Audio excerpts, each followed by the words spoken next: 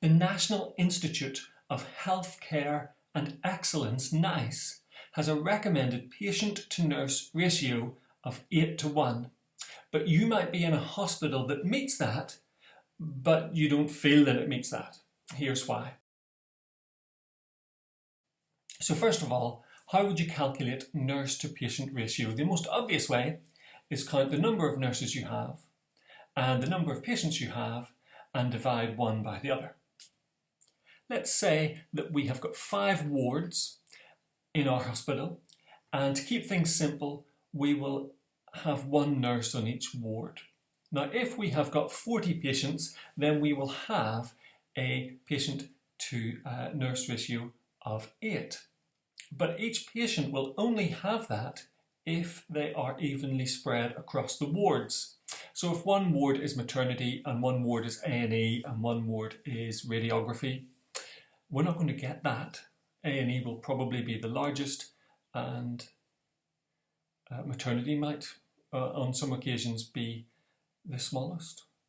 Here we have our 5 wards and our 40 patients, and by chance or by design they have spread themselves out evenly, so each has 8. So we do have a patient-to-nurse ratio of 8. Now, as is often the case, if you go to hospital, you will move between wards. So you might need to go and get an X-ray at some point. So you will be going from one ward to another. You will be seeing 2 nurses. But worst case scenario is that at any time when you go to a ward, you might well be in with any amount of others. But let's say again that everybody's evenly spaced out. You might be in at some point during the evening with 15 other people, giving you a perception of a nurse-to-patient ratio of 16 to 1. But it's more likely to look like this. So Ward 5 is clearly A&E, it's the busiest. Let's say that Ward 1 is maternity and the others are different wards.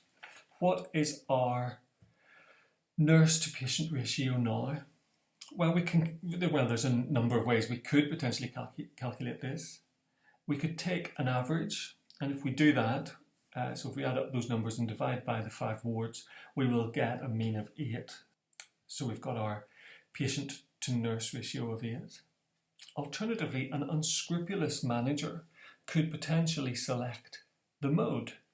The mode number of patients in a ward is 5. You can see there, 5 is the most common number of patients. So if we wanted to make ourselves look good, we could say that. Perhaps most patients would prefer looking at the mode value for patients. If you survey each of those 40 patients, the majority of them, so the mode, will say that they're in a ward with 18 people, 17 other people, and therefore the mode is 18, and therefore they would go home and report that they experienced a patient-to-nurse ratio of 18 to 1. So just with a very simple example, we've got a number of reasonably valid patient-to-nurse ratios. It could be 8 to 1, it could be 5 to 1, it could be 16 to 1, or it could be 18 to 1. Now this is the recommended way of calculating nurse-to-patient ratios. And this is patient-to-nurse ratios defined as the average number of productive nursing hours per patient day. And patient days is calculated as if you've got 2 patients in for half a day, that's 1 patient day. If you've got 1 patient in for 1 day, then that's 1 patient day. If you've got 2 patients in for 2 days each, that's 4 patient days, and so on. We will have a number of specialist nurses who can only work on a particular ward. But if each ward is staffed by more than 1 nurse, and some of the nurses are trained more generally and can switch between wards, then this becomes an optimization problem. So in order to get our patient-to-nurse ratio of 8 to 1, we have to manage particular levels of patients through the day and particular levels of nurses on each ward through the day. And that's exactly the sort of problem that an artificial intelligence is becoming extremely good at. In the past, workers have been frightened of becoming obsolete.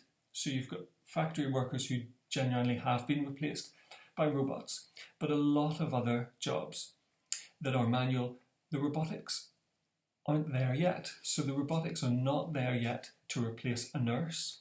It is much more likely in the immediate future that if anyone is going to be replaced, or at least if anyone could be replaced in a hospital, it would be management rather than practitioners.